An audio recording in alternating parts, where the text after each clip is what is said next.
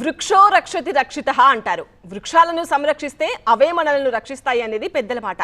పచ్చని చెట్లు ప్రగతికి మెట్లు అంటారు మరికొందరు. కానీ ఈ చెట్లను పెంచితే మాత్రం ప్రాణాలకే ప్రమాదం అంటున్నారు నిపుణులు. చెట్లన్నీ ఒక లెక్క, ఇదొక్కటి మరో లెక్క అంటున్నారు సైంటిస్టులు.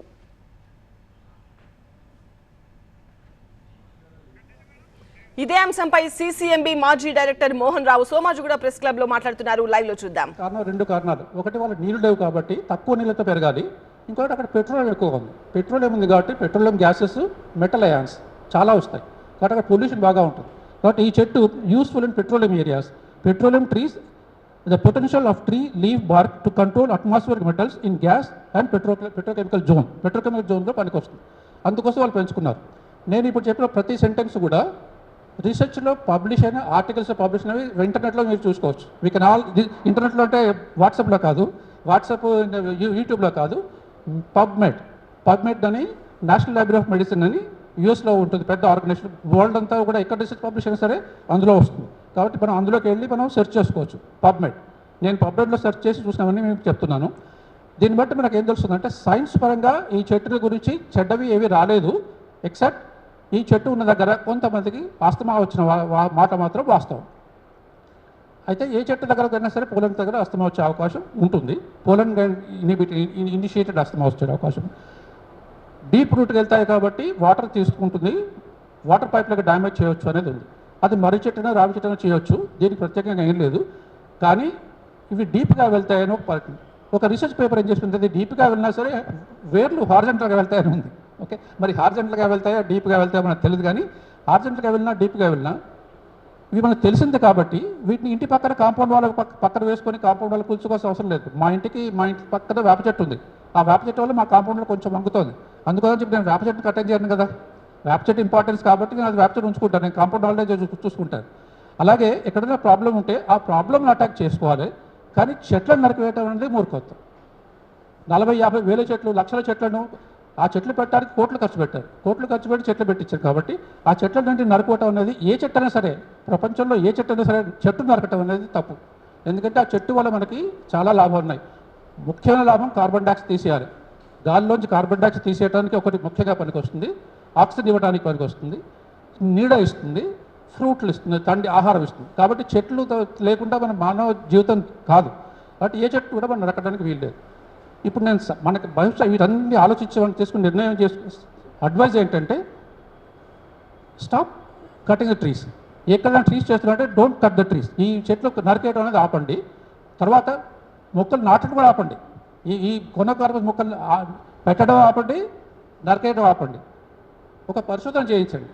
అగ్రికల్చర్ సైంటిస్టులు, మెడికల్ సైంటిస్టులు, ఇంకా మిగతా మాలిక్యులర్ సైంటిస్టులు కూర్చొని మన ప్రాంతంలో ఏమిటి ఎఫెక్ట్, అరబియాలో ఏమైంది, బంగ్లాదేశ్లో ఏమైంది అని మనకు కాదు, మన కరీంనగర్లో, మన వరంగల్లో ఏమైనా ఎఫెక్ట్ వచ్చిందా, ఏమి ఎఫెక్ట్ వచ్చింది, ఎఫెక్ట్ వస్తే ఎంతవరకు ఎఫెక్ట్ ఉంది అని మన వాళ్ళు కరెక్ట్గా ఆలోచించుకొని ఒక డెసిషన్ తీసుకోవాలి. ఆ డెసిషన్ తీసుకున్న తర్వాత అవసరమైతే ఈ చెట్లని హైవేల పైన పెంచుకోవచ్చు, కామన్ ప్లేస్లో పెంచుకోవచ్చు, రెసిడెన్షియల్ ఏరియాలో ఇంట్లో లోపల తగ్గించవచ్చు. మనం ఎక్కడ పెంచాలి, ఎక్కడ తగ్గించాలి అనేది ఒక సైంటిఫిక్ ఆధారంగా నిర్ణయించుకొని చేసుకుంటే అప్పుడు బాగుంటుంది. మూర్ఖంగా వాట్సాప్లో చెప్పిన దాని ఆధారంగా వెళ్ళి చెట్లు నరకడం మాత్రం అది మంచిది కాదు. That is my scientific advice. There is no other aspect. నేను ముందు చెప్పినట్టుగాను ఎవరు దీన్ని కావాలనుకున్నారో, ఎవరు వద్దనుకున్నారో ఏమి దాని గురించి నాకు సంబంధం లేదు, నాకు తెలియని కూడా తెలియదు. Only from science point of view this is my suggestion. Thank you. Thank you sir.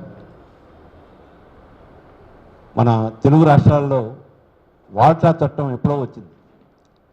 కానీ ఆ చట్ట ప్రకారం మొక్కల్ని, చెట్లని నరికిన వాళ్ళ మీద తీసుకునే చర్యలు మాత్రం శూన్యంగా ఉంది. ఇటీవల సుప్రీంకోర్టు ఒక 450 మొక్కల్ని నరికితే మొక్కకి ₹1,00,000 చొప్పున 4,50,00,000 పెనాల్టీ కట్టాలని, అందులో రూపాయి కూడా తగ్గించేది లేదని తీర్పిచ్చింది. ఒక చెట్టు నరకటం ఒక మనిషిని నరికినట్టుగా భావించాలి అని కూడా చెప్పింది.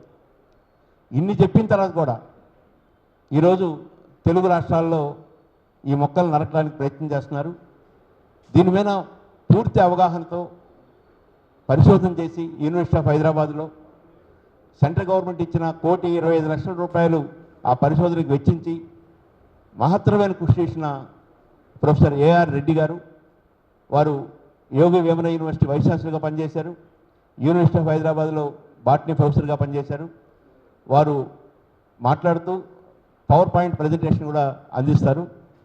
అది పూర్తయ్యేంత వరకు చూడాలని, తర్వాత ప్రశ్నలు సమాధానాలు ఉంటాయని తెలియజేసుకుంటారు.